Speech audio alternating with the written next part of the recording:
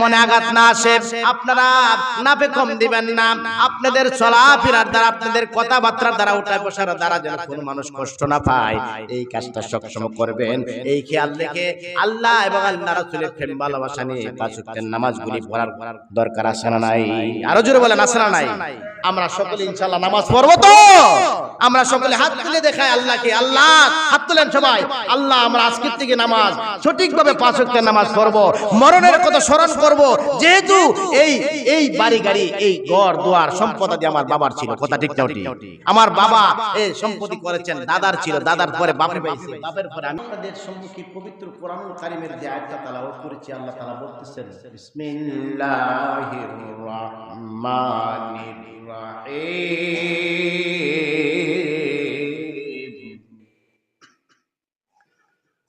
আল্লাযী খালাকাল মাউতা ওয়াল হায়াতা লিয়াবলুয়াকুম আইয়ুকুম আহসানু আমালা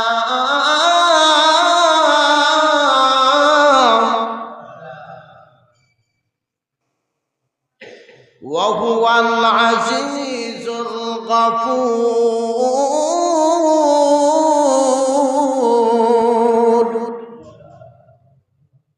আমার আল্লাহ রাব্বুল আলামিন পবিত্র কুরআনুল কারীমে ইরশাদ করেন, আল্লাযী খালাকাল মাউতা, ও দুনিয়ার মানুষ, আমি সৃষ্টি করেছি মউত নামে একটা বস্তু, ওয়াল হায়াত, হায়াত নামে একটা বস্তু আমি সৃষ্টি করেছি। কেন সৃষ্টি করলাম? আমি একমাত্র বড় হায়েস করে, বড় আনন্দিত হয়ে আমি আল্লাহ রাব্বুল আলামিন ইনসানকে সৃষ্টি করেছি। এমনকি সেই ইনসানকে আমি বড় মহব্বত করি, ভালোবাসি। কারণ আমি আল্লাহ রাব্বুল আলামিন 18,000 মখলুকাত সৃষ্টি করেছি, কিন্তু সমস্ত মখলুকাত চেয়ে আমি অধিক মহব্বত, আমি ভালোবাসি আমার নবীর উম্মতকে। জোরে সরে বলি সুবহানাল্লাহ। আমার নবীর উম্মত, আল্লাহ বলেন আমার নবীর উম্মতের নাম ইনসান, মানুষ জাতিকে আমি বড় মহব্বত করি। সুবহানাল্লাহ। এই জন্য আমার বাবারা, ভাইরা, আল্লাহ মউতের কথা আগে বলেছেন, হায়াতের কথা আগে বলেন নাই। মউত এবং হায়াত দুইটা জিনিস আল্লাহ সৃষ্টি করে মানুষকে দিলেন। কারণ হায়াত পাওয়ার কারণে মানুষ দুনিয়াতে বাড়ি গাড়ি করতে পারে, দুনিয়াতে শিক্ষা অর্জন করতে পারে, সবকিছু করতে পারে। যদি তার হায়াত না পাইতো, দুনিয়ার কোনো অট্টালিকা বাড়ি গাড়ি করতে পারতো না, দুনিয়ার স্বস্বাদিত করতে পারতো না, দুনিয়ার রাজনীতি করতে পারতো না, কোনো কিছু করার ক্ষমতা থাকতো না। এই জন্য আল্লাহ বলেন হায়াত দুটা সমষ্টিতে আমি দুনিয়ার মানুষকে দিলাম। এটা কিসের জন্য দিলাম? আল্লাহ রাব্বুল আলামিন অন্য এক আয়াতে বলতেছেন, লিয়াবলুয়াকুম আইয়ুকুম আহসানু আমালা। আমি একমাত্র হায়াত মউত দুইটা জিনিস তোমাকে দিয়ে দুনিয়াতে পাঠাইলাম, একমাত্র তোমাকে পরীক্ষা নিরীক্ষা করার জন্য। তুমি এই সম্মানিত এবং দামি হায়াতটা পায়া তুমি মরণের কথা বলে গিয়েছো কিনা, এবং এই এত দামি হায়াত পাইয়া এই হায়াতের ভিতরে তুমি তোমার আমলকে কি রকম ব্যবহার করেছো, তোমার আমলকে কি রকম করেছো, তুমি আমলকে পরিবর্তন করছো কিনা। আল্লাহ তোমার আমলকে আল্লাহ পরীক্ষা নিরীক্ষা করার জন্য, তুমি ভালো আমল করো কিনা খারাপ আমল করো, এই জিনিসটা পরীক্ষা নিরীক্ষা করার জন্য আল্লাহ রাব্বুল আলামিন তোমাকে মূল্যবান হায়াত দিয়া দুনিয়াতে পাঠাইছে। জোরে সরে বলি সুবহানাল্লাহ। ভাইরা আমার, বাবার আমার, এরপর আল্লাহ বলতেছেন ওয়া হুয়াল আজিজুল গফুর। নিশ্চয় আল্লাহ রাব্বুল আলামিন ক্ষমাশীল এবং দয়াময়, আল্লাহ ক্ষমা করে দিবেন। এই জন্য আমাদের প্রত্যেকেরই বোঝার দরকার আছে না নাই? কারণ আমরা যে হায়াত পেয়েছি, হায়াতটাকে কোন কাজে ব্যবহার করার দরকার। এই হায়াত পাওয়ার পরে হায়াতটা আমরা দুনিয়াতে অনেক সময়গুলি নষ্ট করে দিলাম, সময়ের মূল্য দিলাম না। আল্লাহ রাব্বুল আলামিন বলতেছেন, ও বান্দা, তোমার দুনিয়ার সবকিছু, সবচেয়ে দামি জিনিসটা তোমাকে দিয়েছিলাম, দুনিয়ার সবকিছু চেয়ে দামি জিনিস হলো তোমার মূল্যবান হায়াত। জোরে সরে বলি সুবহানাল্লাহ। কথা ঠিক না ঠিক ভাই? এই হায়াত যদি না পাইতেন, সময় যদি আল্লাহ না দিতেন, হায়াত না দিতেন, আমাদের কোনো কিছু করার আছে? কোনো কিছু করতে পারতাম? হ্যাঁ, এই হায়াতের এত দাম, এত মূল্য, এত দামি জিনিস আল্লাহ আমাকে দিলেন। এই জিনিসটা পাই আমরা আজকে ভুলে রইলাম। কেন বলে রইলাম? আমাদের বলের কারণটা কি? কারণ হলো আমাদের পিছনে একটা লোক লেগে আছে, যে লোকটার নাম হলো ইন্নাশ শাইতানা লাকুম আদুউম মুবিন। নিশ্চয়ই আমাদের পিছনে শত্রু দুশমন শয়তান পিছনে লেগে আছে। কথা ঠিক না? আরো জোরে বলেন ঠিক না? এই শয়তান আমাদের পিছনে লেগে আছে। এই শয়তান দুনিয়ার এই অল্প হায়াতের জিন্দেগিটাকে তোমার অনেক মূল্যায়ন দিয়ে বলে, তুমি দুনিয়া যা কিছু করার তুমি দুনিয়াতে করে যাও, কারণ দুনিয়াতে তো আসবা না, এই দুনিয়াতেই তোমার জন্য সবচেয়ে দামি। এই কথা কে বলে? শয়তান। এই জন্য একটা ঘটনা আপনাদের সম্মুখে বললে আপনারা বুঝতে পারবেন সময়ের কত দাম, কত মূল্য, সময়টা কোন কাজে ব্যয় করার দরকার, এটা বুঝতে পারবেন। আমাদের নবী দুজাহানের বাদশা সাইয়্যিদুল মুরসালিন খাতিমুল মুরসালিন আহমদ মুস্তাফা মুহাম্মদ মুস্তাফা সাল্লাল্লাহু আলাইহি সাল্লামের প্রথমা স্ত্রী আম্মা জান হযরত খাদিজা রাদিয়াল্লাহু তাআলা আনহা আমার নবীজিকে অফার করলেন, বললেন, ইয়া রাসূলুল্লাহ, ইয়া হাবিবাল্লাহ, আল্লাহর নবী, আপনাকে আমি বিবাহ করতে চাই, আপনাকে আমি বিবাহ করতে চাই, আপনি আমাকে বিবাহ করবেন কিনা? আপনার কাছে আমি প্রস্তাব রাখলাম। আল্লাহর নবী দুজাহানের বাদশা সাইয়্যিদুল মুরসালিন খাতিমুল মুরসালিন মুহাম্মদুর রাসূলুল্লাহ সাল্লাল্লাহু আলাইহি সাল্লাম অপার হওয়ার পরে আম্মা জান খাদিজা রাদিয়াল্লাহু তাআলা আনহাকে বলেন, ওগো খাদিজা, তুমি তো আরব কান্ট্রির মধ্যে একজন ধনী ব্যক্তি, তোমার মতন ধনী আরব কান্ট্রিতে কোনো মহিলা নাই। জোরে সোরে বলি সুবহানাল্লাহ। আমি একজন দুর্বল, আমি একজন কুচিচারা, আমি একজন গরিব অসহায়, আমার কাছে তুমি বিবাহ বসবা? বুঝতে পারলাম না তুমি কি পেয়ে আমার কাছে বিবাহ বসতে চাও, তুমি দরখাস্ত রাখলা। আল্লাহর হাবিবের কথার উত্তরে আম্মা জান খাদিজাতুল কুবরা রাদিয়াল্লাহু তাআলা আনহা বলতেছেন, ইয়া রাসূলুল্লাহ, ইয়া হাবিবাল্লাহ, ও আল্লাহর নবী, আমি যা পাওয়ার, আমি যা দেখার, আমি যা বুঝার বুঝেছি, পেয়েছি, দেখেছি, আমার দরখাস্ত আপনি কবুল করে নিন। জোরে সোরে বলি সুবহানাল্লাহ। আল্লাহর হাবিব কবুল করেছেন। কবুল করার সাথে সাথে আল্লাহর হাবিবের কদম মুবারকে মা খাদিজা, আম্মা জান খাদিজা রাদিয়াল্লাহু তাআলা আনহা 40 মণ স্বর্ণ আমার নবীজির কদম মুবারকে রাখলেন, দান করে দিলেন। জোরে সোরে বলে সুবহানাল্লাহ। চিন্তা করছেন 40 মণ স্বর্ণ আল্লাহ রাসূলের কদম মুবারকে রেখে দিলেন। এবার চিন্তা করে দেখেন কত ধনী আল্লাহ রাসূল সাল্লাল্লাহু আলাইহি সাল্লাম। সেটার দিকে তাকাইলেন না, দান করে দিয়েছে। আমার নবীজি পেয়ে এই সম্পত্তিগুলি, স্বর্ণগুলি বিক্রি করে টাকা পয়সাগুলি দান করে দিলেন। আম্মা জান খাদিজা রাদিয়াল্লাহু তাআলা আনহা একদিনও জিজ্ঞাসাবাদ করলেন না। পথির মধ্যে দিন চলল, রাত চলল, আল্লাহর হাবিবের সাথী হইতে চেয়েছেন, সাথী হয়েছেন। আমার নবীজির এমন সাথী হলেন, আমার নবীজির আপন বলতে কেউ ছিল না। আমার নবীজির শত্রু ছাড়া আর কোনো বন্ধু ছিল না। একমাত্র প্রথম বন্ধু হয়েছে আমার নবীজির, দয়াল নবীজির প্রথমা স্ত্রী আম্মা জান খাদিজা রাদিয়াল্লাহু তাআলা হুজুর শরীফ বলি সুবহানাল্লাহ। আল্লাহর হাবিব একদিন দাওয়াত দিয়ে আসলেন, দিনের দাওয়াত দিয়ে করে আসলেন। আসার পর আল্লাহর হাবিবের চেহারার দিকে তাকাইলেন।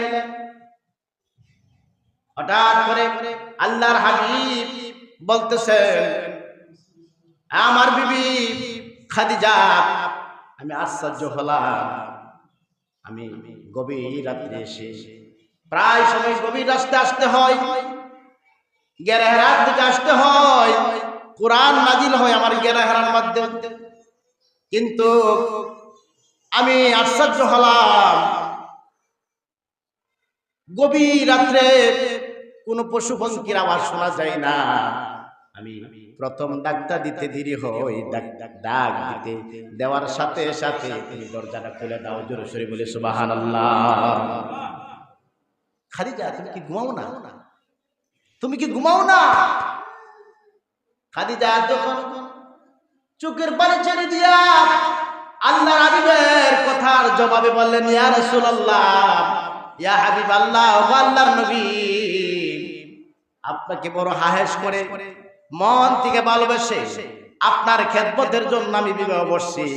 আমি বয়সপ্রাপ্ত মহিলা, কিন্তু আমি আল্লাহর কসম করে বলি, যেদিন আপনার কাছে আমার সমস্ত দিল প্রাণ, মন প্রাণ, দেহ প্রাণ, সম্পদাদি সবগুলি বিলীন করে দিলাম, ওই দিন থেকে আমি আপনার দিকে বড় নজর রাখি। কোন দিন যেন আপনার উপর কমবক্ত কাফের বেদিনের আক্রমণ করে ফেলে, আমি ওই দিকে খেয়াল রাখি। আপনি যতক্ষণ পর্যন্ত ঘরে না ফিরে, আল্লাহর কসম করে বলি, আমি খাদিজার চোখে ঘুম আসে না। জোরে সরে বলি সুবহানাল্লাহ। চিন্তা করছেন কত প্রেমিক, কত ভালোবাসা, কত মায়া। আমার বাবারা, বারা এলাকার পর্দানিশীল মা বোনেরা গো, কথাগুলি খুব মনোযোগ সহকারে শুনতে হবে। খাদিজার এই কথা শুনে আল্লাহর হাবিব খুব খুশি হলেন, আনন্দ হলেন। তার চেহারার দিকে তাকালেন, মাথার দিকে পাতায় পর্যন্ত তাকানোর পরে আমার নবীজির চোখের পানি এসে গেল। দুইটা চোখের পানি ছেড়ে দিয়া আল্লাহর হাবিব কাঁদতে শুরু করলেন। আম্মা জান খাদিজা রাদিয়াল্লাহু তাআলা আনহু চোখের পানি দেখে অবাক হয়ে বললেন, ইয়া রাসূলুল্লাহ, ইয়া হাবিবাল্লাহ, ওগো আল্লাহর নবী, আমি কথা বলার দ্বারা কি আপনার মনে কষ্ট হয়েছে? আমি কি কষ্ট দিলাম আপনাকে একটু বলুন। আপনার চোখের পানি দেখতেছি, আপনার যদি চোখের পানি দেখি আমি খাদিজার কলিজার মধ্যে আগুন লেগে যায়। জোরে সরে বলি সুবহানাল্লাহ। কেমন প্রেমিক ছিল, কেমন আশিক ছিল। আজকে আমরা আশিক প্রেমিক, নবীর দাবি করি, নবীর সুন্নতের উপর আমল নাই, নবীর আশিক দাবি করি, নবীর নামে কটূক্তি করে আমাদের শরীরে রক্ত চিত দেই না। কথা ঠিক না ঠিক? এই জন্য আমার বাবারা, ভাইরা, ও আমার মা বোনেরা, আল্লাহর হাবিব যখন বললেন, আমার চোখের পানি দেখে তুমি কেন এই কথা বললা? না, আপনার চোখের পানি আমি বরদাস্ত করতে পারি না, আপনি কেন কাঁদলেন বলুন। আল্লাহর হাবিব বলতেছে, আমি এই জন্য কাঁদলাম, এই আরব কান্ট্রিতে তোমার মতন ধনী মহিলা আর আমার নজরে পড়ে না।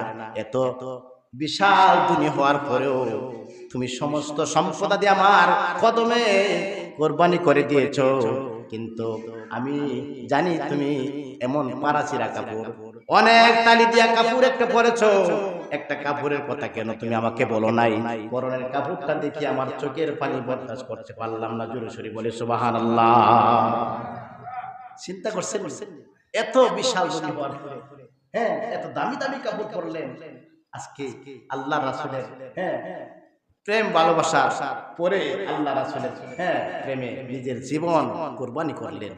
এমন কি একটা পারা কাপড় দেখে আল্লাহ রাসূল বরদাস্ত করতে পারলেন না। তার বিশাল সম্পত্তির ইতিহাসগুলো স্মরণ হয়ে গেছে। কথা ঠিক না?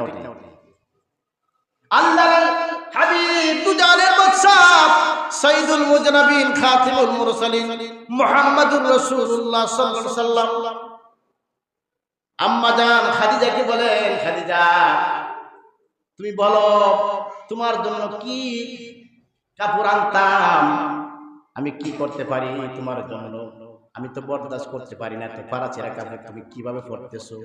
আমি লক্ষ্য করে দেখলাম আল্লাহর হাবিবের জবাবে আম্মা জান খাদিজাতুল কুবরা রাদিয়াল্লাহু তাআলা আনহা বলতেছেন, ইয়া রাসূলুল্লাহ, ইয়া হাবিবাল্লাহ, আমার একটা কথা আমি আপনার কাছে বলতে চাই, আমার একটা আবদার আপনার কাছে রাখতে চাই, আপনারা যদি পূরণ করেন। আল্লাহর হাবিব বলেন, তোমার কি আবদার? এমন কোন আবদার তোমার পূরণ হবে না, এত আশা তো আমি করি না। ও আমার স্ত্রী, তুমি কি আবদার করতে চাও বলো।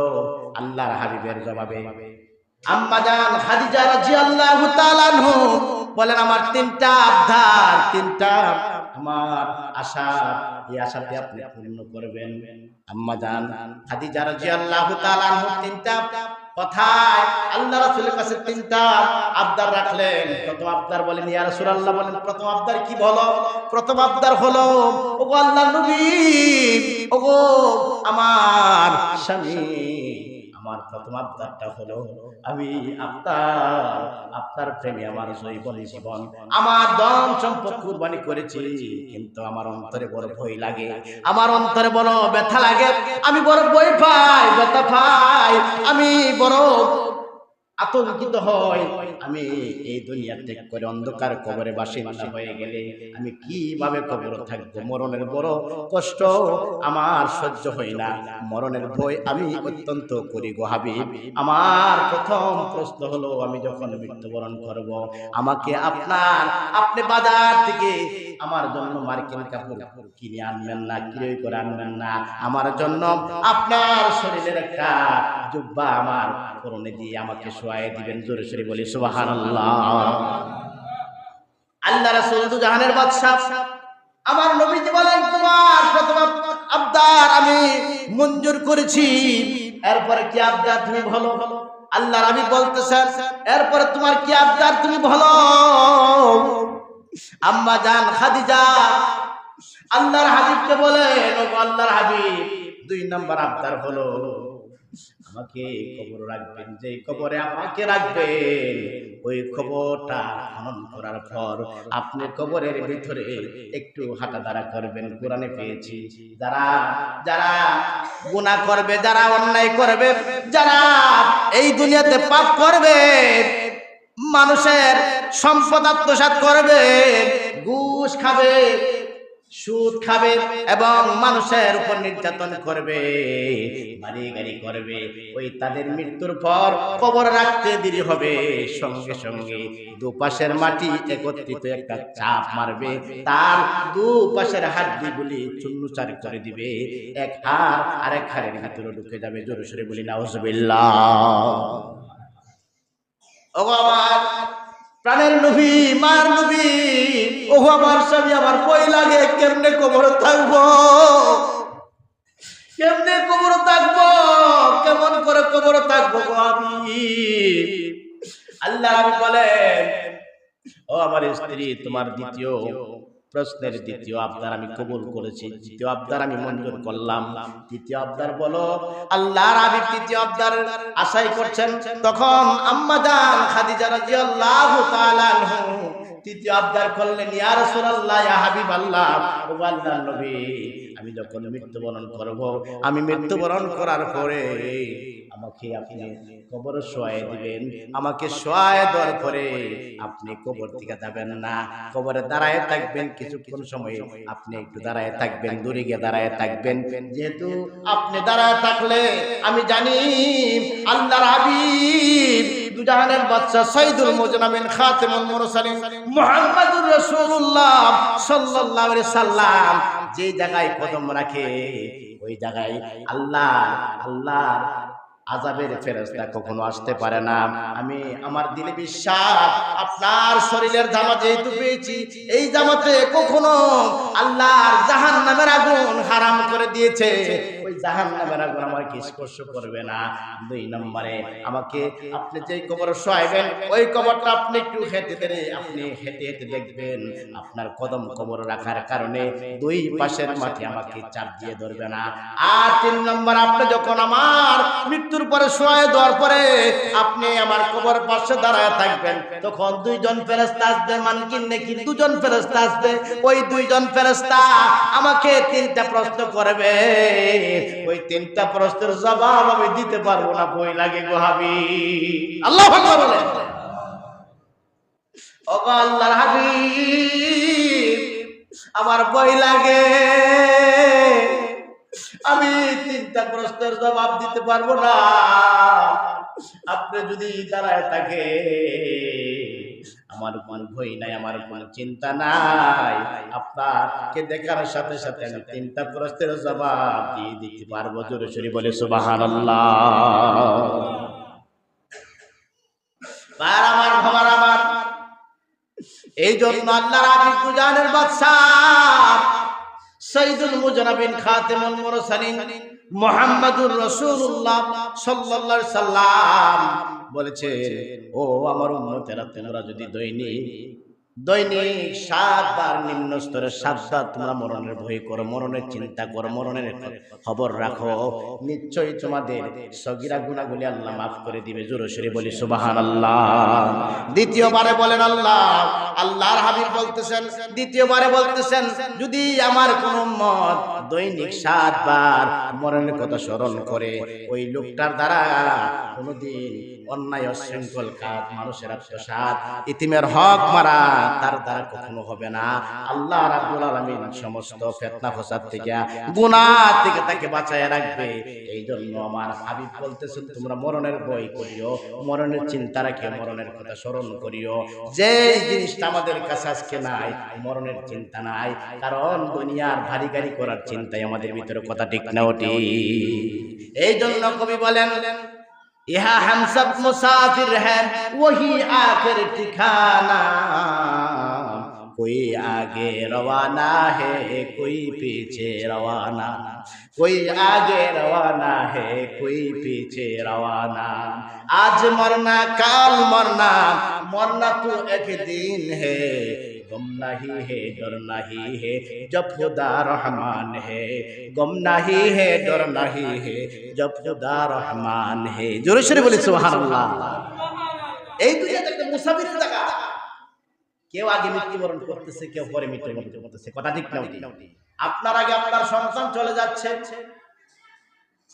আপনার সন্তান, আপনি পিতা, আপনার স্ত্রী সন্তান জন্ম দিয়েছে, ওই মাকে রেখে সন্তান চলে যায়, আবার সন্তান রেখে মা বাবা চলে যায়, কথা ঠিক না ওটি?